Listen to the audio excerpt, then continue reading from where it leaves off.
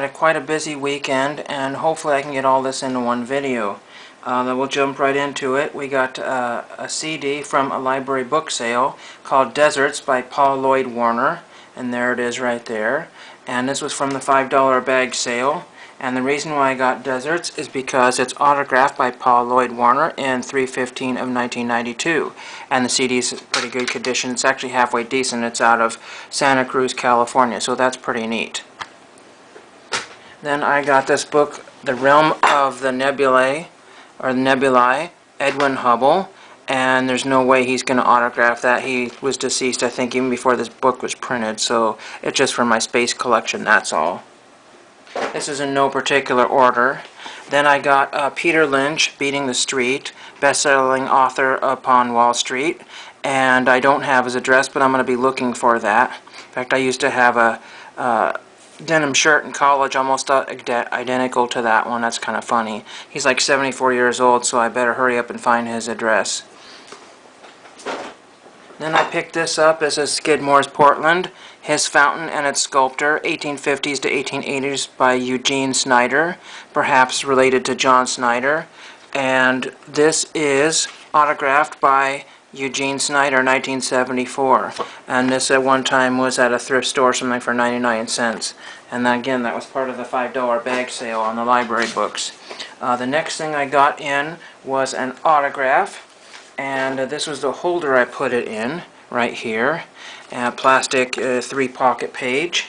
And it was from Oklahoma City, Oklahoma. From her website, I grabbed the address. And the card should be right here. I put a big pile of things here. I got 2 cards signed. And, oops, where did the cards go? Here we go. Don't have a lot of time here.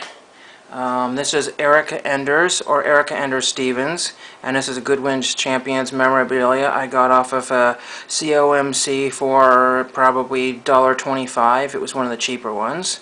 And then I also got the gold variation little mini card there, signed by Erica Enders, 2-time champion. I believe that's what that 2X is. So that's really pretty cool. I watch a lot of the drag racing on ESPN and stuff like that, ESPN2. I picked this up here really quickly from the Goodwill thrift store, and this is the laser disc of cameras called the Kodak disc camera. These were one of those kind of cameras that nobody seemed to know anything about, so they just immediately assumed that you could get film for it. Nobody had the disc camera when I had found these thrift stores and antique shops, and people wanted a lot of money for them, but they're completely useless. They have no value, and there's over 600 listings for these turkeys on eBay, so I was happy to pick this up for a whopping 25 cents. The next thing I got was Cut from the Wilderness, a true story of an Alaskan homestead girl's family by Alicia Loveland. And Alicia Loveland, it says, to Bob and Suzanne, Alicia Loveland, Denali Park, Alaska, 8/9/2012. So that was not very expensive for that author. I will never read or not even probably look at. Here's another one, Something Different by Grace Rice, Memoirs of a Lady Buckaroo. Almost looks like, you know, an old man there in that picture, but if you've been on the farm a while, you might start to look like an old man. Best Wishes, Grace Rice, Memoirs of a Lady Buckaroo. So that's from somewhere in Oregon, I think, is what that's from. So there's that, and that was not expensive. Here's High Calling, Evelyn Husband with Donna Van Leer, and I'm hoping to get Evelyn Husband, wife of Rick Husband, that's difficult to say, who died in the Columbia tragedy, I believe, is what this book is all about. And I'll see if I can find her autograph on one of my sites here. And then I picked this book up here, Cam Jensen and the Mystery of the Dinosaur Bones by David Adler.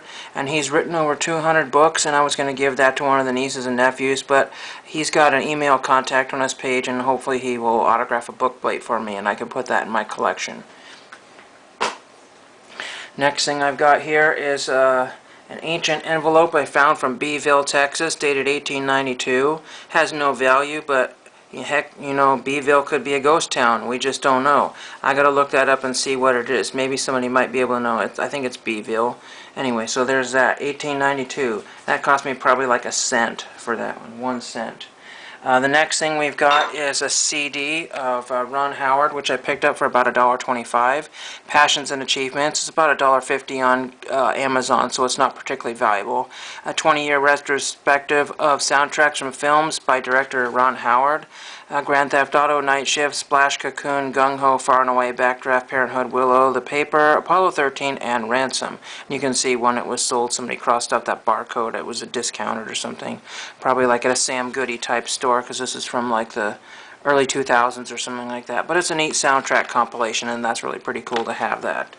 The next thing I got was a picture I tried to print on Snapfish. I was trying to do like an ID badge type thing, and I wanted to use MacGyver's picture. They have all these kind of fantasy badges on eBay, and I figured, but the picture ended up 3 times the size it was supposed to be, so I can't use that one for anything. And then I just printed out a 5x7 because I liked that picture. Next thing I've got here is an envelope that I got to send to an astronaut here. This is 40 years of NASA, which is pretty cool. USA Old Glory, there's the moon right there, and I'm going to send that off to somebody in NASA. And those generic ones are really, really hard to find. I got another one of STS-97. This is my 3rd or 4th time getting this. And I've written to almost all those guys. I think Noriega is the only guy I didn't write to. Or maybe Garneau from Canada. But nobody has signed 2 or 3 times, and I have finally found a seller that got one of these. STS-97, for whatever reason, doesn't show up on eBay very much. Here is a trail medal. I'm sorry, not a trail medal. What do you call these things? A marathon medal, and one of my friends used to collect these, but I thought this was pretty neat. This is from Bend, Oregon, 2017, so fairly recently.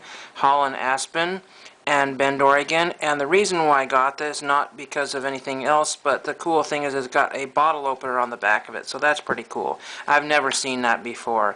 I'm going to start picking up some more of these. Some of the graphics on these are really pretty awesome, even though these don't have a ton of value. So there's that one. That's pretty cool. Then I got a bunch more pictures from Snapfish here. This one, if I get this back, I'll tell you who this is. Somebody might know. There's a woman in the middle there from a TV show in the early 1980s. I believe that's Lawrence Fishburne right there. That's really pretty cool. I don't know who the rest of the cast is here, but I've got an address in California I'm going to be sending this off to.